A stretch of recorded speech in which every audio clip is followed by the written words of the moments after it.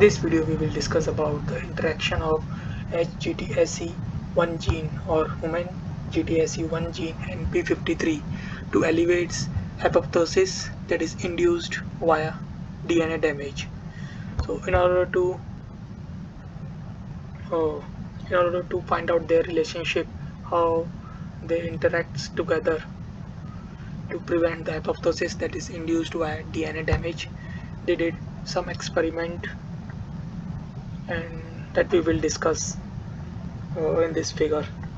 So they use two kind of cells. First one is the MG63 cells that contain the wild type p53, and next one is the U2OS cells that does not contain p53.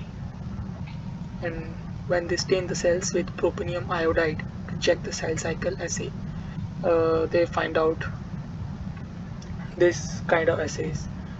And when they gate the cells for this hGTSE-1, they can see that the cell cycle are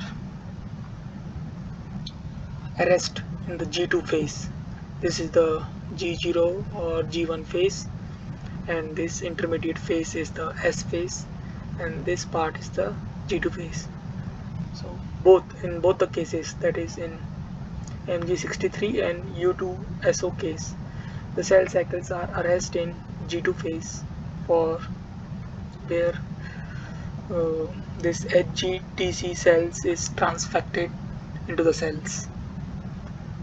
So this is their first point, from which they can confirm that hGTSE is successfully transfected. As in the literature it is mentioned that this hGTSE-1 arrests the cells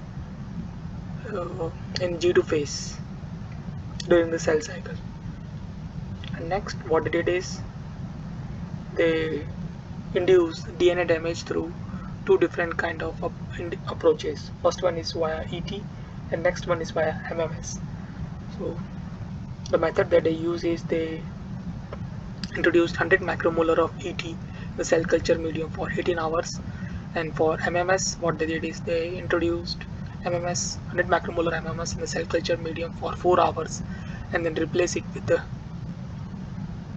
fresh medium for 14 hours. And what they did is they used two different kinds of cell system. In one cell system they transfect just the GFP, and in another cell system they transfect GFP, that is bind that GFP incorporated with hGTSE-1.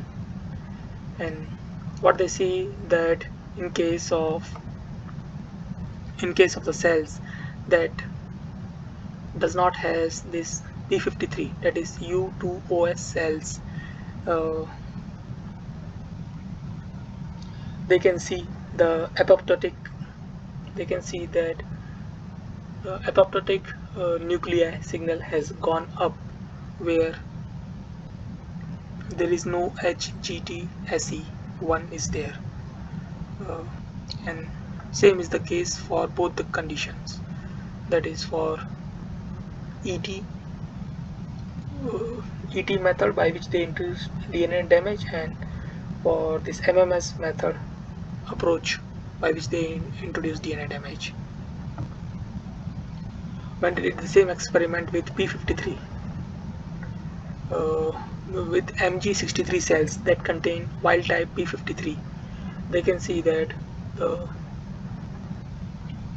difference in the apoptotic nuclei in GFP and hGTSE conditions are almost similar. So in this from this experiment they substantiate their point that hGTSE will trigger p53 in a way that it will prevent the apoptosis of the cells. That's why in case of these cells that are transfected with hGTSE-1, we do not see too much apoptosis, whereas in the cells that does not have this p53 we can see the apoptosis, because this hGTSE-1 is not been able to give a signal to p53 as there is no p53 in U2OS cells. Next, they did the confocal macroscopic images to see where this hGTSE directs or moves when the cells experience a stress. In this case, when the cells are treated with ET. So this GFP-HTSE is shown on the left side, where you can see that it's in the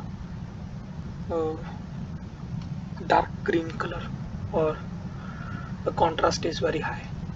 And when they check these cells with propinium iodide, they can see the apoptotic nuclei that can be shown by the arrow, and this indicates this GFP-HTSE. This arrow indicates GFP-HTSE, and this is the apoptotic nuclei. So we can see that this hTSE is directed into the nucleus, and this is in line with the literature that whenever the cell experiences a stress, this hGTSE, which is usually present in the cytosol, will move into the nucleus and trigger some transcriptional pathway that can provide signals to the p53 to alleviate apoptosis that is induced by DNA damage. Next, they did another experiment on some different kind of cells. I'm not able to recall that name.